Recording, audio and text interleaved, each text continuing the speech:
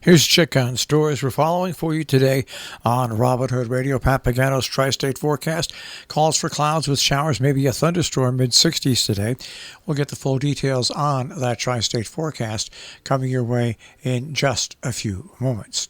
Taking a look at stories that we're following for you on Robin Hood Radio, the Region 1 Board of Education has appointed a new assistant superintendent.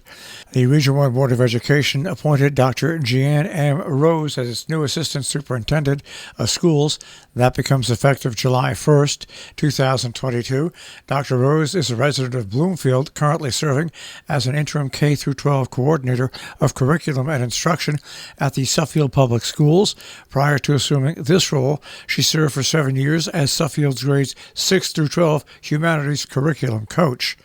As thousands of Connecticut families are struggling to access baby formula amid a national shortage, U.S. Representative Johanna Hayes of the 5th District is looking to turn her experience as a mother into a much-needed assistance. Hayes in late May saw President Joe Biden sign a bill she said introduced Bring to Bring Flexibility to Federal Supplemental Nutrition Program for women, infants, and children. The Access to Baby Formula Act allows the WIC programs to contract with more than one manufacturer and establish waivers for them to contract with additional manufacturers when emergencies disrupt the supply chain. Families who are enrolled in WIC have scrambled for months since Connecticut's main formula manufacturer, Abbott Nutrition, issued a recall in February. Shortly after the recall, Connecticut officials expanded to outside companies, but Hayes wants to ensure all states have that opportunity. The legislation also helps assist ensuring the U.S. can receive baby formula imports from other countries, Hayes said. Importance are being prioritized for vulnerable infants and toddlers, according to U.S. Senator Christopher Murphy, who joined Hayes at Yukon Health. An accountant who stole nearly $1 million from multiple Massachusetts towns he worked for, including over $24,000 from Monterey, has been sentenced to more than 3 years in jail, according to prosecutors. Justin Cole, 40 of Uxbridge, pleaded guilty to 18 charges, including multiple counts of larceny, and was sentenced last week in Worcester Superior Court, according to the Attorney General's office. He was the principal of Bay State Municipal Accounting Group, which provided financial services to towns, and in that capacity also defrauded Monterey, also Weenham and Millville through fraudulent billing. In all, he stole more than $930,000. In 2020, Monterey officials said they were aware that Cole stole money from the town, immediately sending him a letter. They did get their money back with interest within a week or so, according to town officials.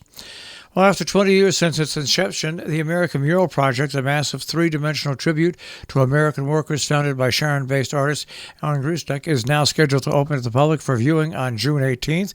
Stored and built inside the old refurbished Hosiery Hotel at 90 Whiting Street, the mural is approximately 48 feet tall, 120 feet wide, and up to 10 feet deep. The height of the building needed to be extended some 25 feet to fit the mural. The mural is a visual history of the country over the past century through its workers, from heart surgeons to steel workers, athletes to farmers, assembly workers to the fabricators of a 747, according to the website. Berkshire Agriculture Ventures has been awarded $100,000 in grants to 9 Berkshire area farm markets to support SNAP matching programs. The grants were awarded through their newest grant fund, the Market Match Fund. It's an economic development and food access initiative that provides funding to increase the impact of SNAP, that's Supplemental Nutrition Access Program, benefits to area farm markets. It provides funds for markets to offer a $1 for $1 SNAP matchup up to $30, providing SNAP recipients a total of $60 to spend at every participating farmers market.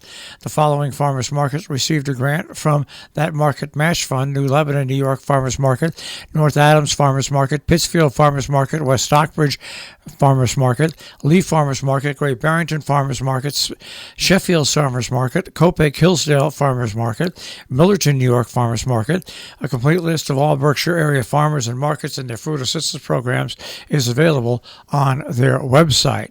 A medical services company is suing Dutchess County for breach of contract, claiming it's refusing to pay invoices for over $210,000 worth of services provided for inmates at the county jail.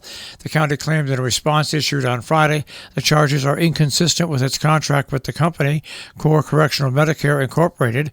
CMC, a Pennsylvania-based women minority-owned business, filed the lawsuit in state Supreme Court on May 23rd. Besides the amount of unpaid invoices, the company is seeking unspecified other amounts that would be determined by a trial, including punitive damages. It's requesting a jury trial. Well, New York's statewide COVID-19 case count fell by over 36% last week, signaling that a spring wave caused by several Omicron subvariants is subsiding. The state added 45,000 new cases in the week ending Sunday, down from the previous week tally of over 71,000 new cases of the virus that causes COVID-19. A woman from Great Barrington used a forged passport to steal over $6,600 from a Great Barrington bank. One of four suspects in an unarmed bank robbery Thursday presented that forged passport, according to an employee.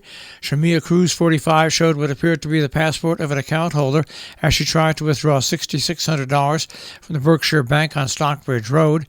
An employee put the cash in an envelope, placed it on the counter, the report said, but then noticed the account had been flagged for additional verification.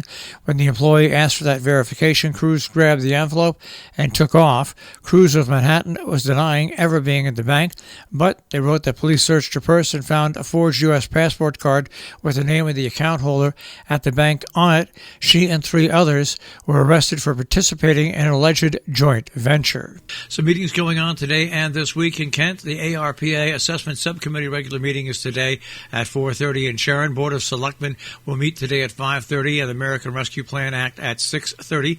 Cornwall's inaugural Pride flag raising on the town green, Pine Street in Cornwall, happening today. The flag will fly all month for those to see and enjoy. Meanwhile, coming up tomorrow in Salisbury at 10 o'clock, the Pope Land Design Committee at 6 p.m. Special Conservation Commission meeting.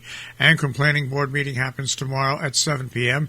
Household Hazardous Waste Collection Day comes up June 4th, 9 to 12 noon at the Falls Village Public Works Garage. And Columbia County has their Hazardous House Waste Collection Day on Sunday at 8 a.m. Our business brief is underwritten by Morgan's at the Interlaken, where you can find a tapas menu and dinner specials every night. You'll find them on the web, interlakenin.com, also on Facebook and Instagram, and by Salisbury Bank, salisburybank.com. The Dow Jones Industrial Average will start off the day today at 32,990.12, the NASDAQ at 12,081.39, and the S&P 500 at 4132.15. We'll check that tri-state forecast. That'll come your way in just a few moments.